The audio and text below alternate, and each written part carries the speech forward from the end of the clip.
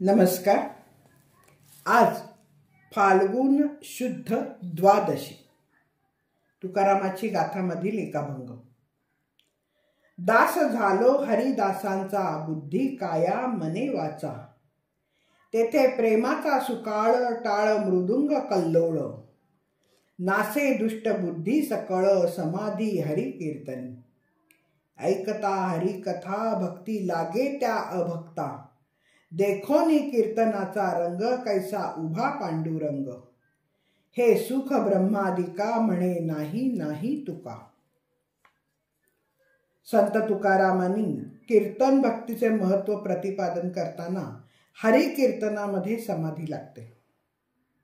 भक्तिहीनास भक्ती लाभते आणि हे अनन्य साधारण असं सुख आहे असंही म्हटलंय. कीर्तन या संकल्पनेचा अर्थ माणसातील सेवाभाव जागृत करावा. जागृत झालेला त्याचा सेवाभाव विश्व सेवेत लावावा आणि त्यासाठी विश्वरूपाचे आणि जीवाचे संबंध प्रत्यक्ष अनुभूतीस आणून देण्यासाठी विठ्ठलाची स्तुती करणे, याला कीर्तन म्हणतात. भगवंताने श्रीमद भगवद्गीतेत अशा कीर्तनाचे महत्त्व सांगितले. ते सतत करावे असेही म्हटले आहे. सततम कीर्तयंतो माम यतंतश्च दृढव्रताः. स्वतः तुकारामही समग्र विश्वाचे अधिष्ठान असलेल्या विठ्ठलाच्या पायावर जीवभाव अर्पण करीत आहेत. विश्वरूपाच्या ठाई चित्त तद्रूप होणे हे कीर्तनच आहे. चित्ताचे आसन तुका करीतो कीर्तन. ते म्हणतात, कीर्तन केल्याने विठ्ठल गुण दोष जात पात न पाहता भक्ताचा सेवाभाव पाहून तो त्याचा होतो. कीर्तनात विलक्षण गोडी आहे. त्याच्यामुळे प्रपंच गोड लागत नाही. तुका म्हणे कडू वाटतो प्रपंच. कीर्तन करावे, विठ्ठलाचे गुण गावे आणि मग हरी आपल्या सुदर्शनाने आपल्या भक्तांची सर्व दुःख दूर करतो. कळी काळालाही दूर सारली जाते. म्हणजे भक्ती कोणती बाधा उपस्थित होत नाही. आई नाही का बाळावर आलेले संकट दूर करते. आईपेक्षा विठ्ठलाचे दातृत्व कमी नाही. ते म्हणतात, सुखे करावे कीर्तन, हर्षे गावे हरीचे गुण. वारी सुदर्शन आपणाची कळी काळाला.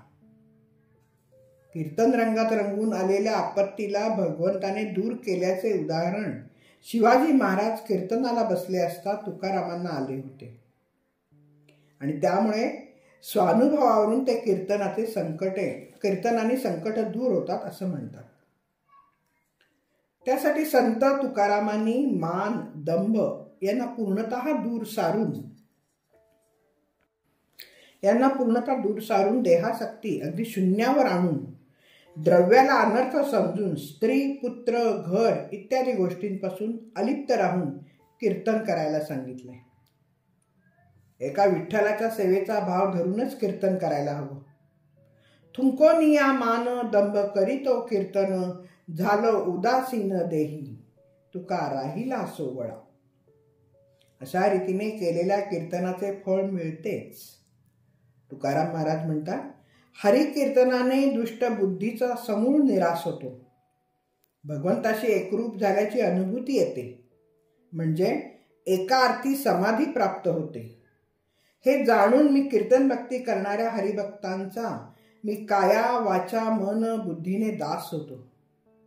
अशा कीर्तनाचे प्रसंगी हरिप्रेमाला भरते येते. अभक्तही भक्त होतात. हरिभक्तीचा सुकाळ होतो. टाळ मृदुंगाच्या आनंद जल्लोषात भगवंताच्या नामाच्या गजराच्या लाटा उत्पन्न होतात आणि प्रत्यक्ष विठ्ठलाचे यथार्थ दर्शन घडते. कीर्तनाचा रंग पाहूनच पांडुरंग तेथे उभा राहतो. पांडुरंगाला कीर्तनामध्ये फार रस. तो कीर्तनाच्या ठिकाणी येऊन उपस्थित राहतोच. तुका म्हणे यासी कीर्तनाची गोडी, प्रेम घाली उडी नामासाठी. असे कीर्तनाचे महत्त्व सांगून तुकोबा शेवटी म्हणतात की अशा प्रकारचे सुख ब्रह्मादिकांनाही मिळत नाही. पण कीर्तन भक्ती करणाऱ्याच्या जन्म मरणाच्या खेपा चुकतात. तुका म्हणे मुक्ती हरिदासांच्या घरी, बोळ गती चारी रिद्धी सिद्धी. संत नामदेव महाराज म्हणतात, सर्वानुभूती दया सर्व भावे करुणा, जेथे मी तूपणा मावळला. धन्यवाद. मी सौभाग्यवती पल्लवी कुलकर्णी. नमस्कार.